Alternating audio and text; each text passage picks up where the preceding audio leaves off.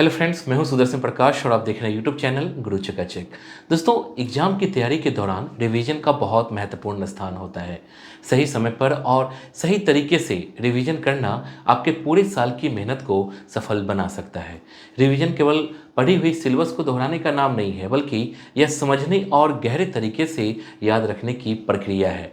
इसके माध्यम से आप अपनी कमजोरियों को पहचान सकते हैं और उन्हें सुधार सकते हैं। यहाँ हम कुछ बेहतरीन रिवीजन टेक्निक्स के बारे में बात करेंगे जो आपके एग्जाम की तैयारी को और भी बेहतरीन बना सकती है। दोस्तों, वीडियो शुरू करने से पहले अगर आपने अभी तक इस चैनल को सब्सक्राइब नहीं किया है तो प्लीज कर लीजिए।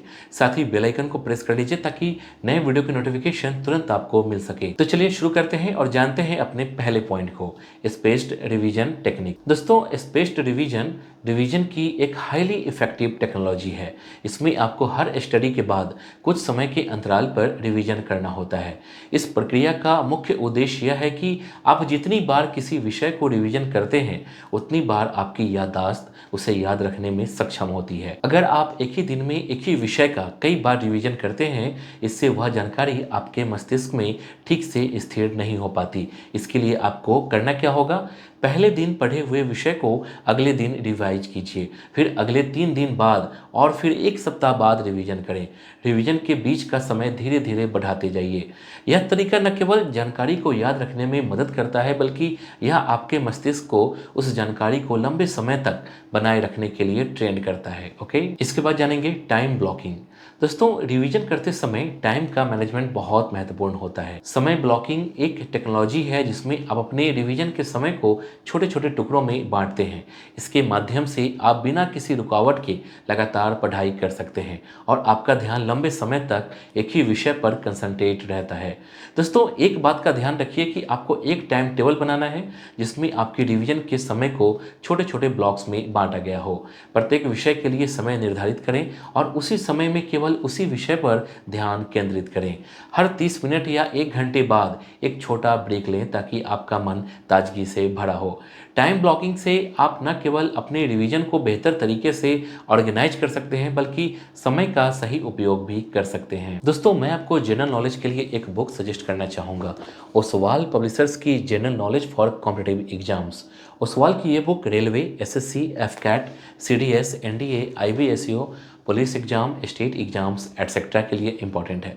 बुक में कॉम्पिटिटिव एग्जाम में आने वाले विषयों को कवर किया गया है, जैसे history, geography, Indian polity, Indian economy, general science, general knowledge आदि विषयों को बुक में बताया गया है। बुक की क्वालिटी अच्छी है। इस बुक से आप अपने एग्जाम के लिए प्रिपरेशन कर सकते हैं। ये बुक आपको अमेजॉन और ओसवाल की वेबसाइट पर मिल जाएगी, लिंक डिस्क्रिप्शन में है। दोस्तों, बुक पर दिए गए क्यूआर कोड को स्कैन करते हैं तो चैप्टर वाइज वीडियो कंटेंट मिल जाएगा, जिसमें 47 वीडियो है, 1000 सॉल्व एग्जाम्पल्स और 7500 प्रैक्टिस क्वेश्चन दिए गए हैं। इसके बाद बुक ओपन करने पर फर्स्ट पेज पर क्यूआर कोड को स्कैन कीजिए ताकि आपको एग्जाम की तैयारी के लिए चैप्टर वाइज वीडियोज मिल जाएंगे। इसके बाद है ग्रुप स्टडी। दोस्तों, ग्रुप स्टडी रिवीजन के लिए एक और इफेक्टिव तरीका है। ग्रुप में स्टडी करते समय आप एक दूसरे से सवाल पूछ सकते हैं, अपने थॉट्स शेयर कर सकते हैं और किसी विषय को डिफरेंट व्यू पॉइंट से समझ सकते हैं। यह रिवीजन एक सोशल वे है जो न केवल आपकी समझ को बढ़ाता है, बल्कि आपके आत्मविश्वास भी बढ़ाता है। दोस्तों, ग्रुप स्टडी को और बेहतर बनाने के लिए एक ग्रुप बनाइए जिसमें आप और आपके फ्रेंड्स मिलकर पढ़ाई कर सकें। प्रत्येक मेंबर को एक एक विषय सौंपें और उसे सभी को समझाएं। सामूहिक रूप से महत्वपूर्ण सवालों पर चर्चा करने के बाद एक दूसरे के विचारों को जानें। ग्रुप स्टडी से आप किसी भी विषय को और बेहतर तरीके से समझ सकते हैं और रिवीजन के दौरान एक दूसरे की हेल्प भी कर सकते हैं। इसके बाद जानेंगे माइंड मैप्स। दोस्तों, माइंड मैप्स एक शानदार तरीका है किसी भी विषय के कॉम्प्लेक्स आइडिया और कनेक्शंस को समझने का। यह एक प्रकार का चार्ट होता है जिसमें मेन आइडियाज को सेंटर में रखा जाता है और उससे संबंधित सब आइडियाज को जोड़कर दिखाया जाता है। इस तरीका से आप विषय को विजुअल तरीके से समझ सकते हैं और इसके मेन पॉइंट्स को याद रख सकते हैं। दोस्तों, एक बात का ध्यान रखिए कि माइंड मैप्स आपको पढ़ी हुई जानकारी को जोड़ने में हेल्प करता है, जिससे आपकी रिवीजन प्रोसेस बहुत इफेक्टिव बनती है। इसके बाद जानेंगे प्रैक्टिस टेस्ट। दोस्तों, रिवीजन का एक सबसे अच्छा तरीका है प्रैक्टिस टेस्ट देना। प्रैक्टिस टेस्ट न केवल आपकी तैयारी को समझने में हेल्प करते हैं, बल्कि इससे आपको परीक्षा के माहौल का अनुभव भी होता है। यह आपको अपनी कमजोरियों को पहचानने का अपॉर्चुनिटी देता है, ताकि आप अंतिम समय में सुधार कर सकें।